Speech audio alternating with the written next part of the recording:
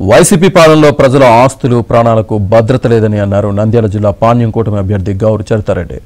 కబ్జాకోరు ప్రభుత్వాన్ని ఇంటికి పంపించే సమయం వచ్చిందని, ఎన్నికల్లో కూటమిదే విజయమని అన్నారు. వేలాది మంది కార్యకర్తలు కూటమి పార్టీల నాయకులతో కలిసి వెళ్లి నామినేషన్ వేసిన చరితారెడ్డి ప్రజలు తనను గెలిపిస్తే పాణ్యంను అన్ని విధాలా అభివృద్ధి చేస్తానని అన్నారు. పాణ్యం నియోజకవర్గం కూటమి అభ్యర్థిగా ఈరోజు నామినేషన్ దాఖలు చేయడం జరిగింది.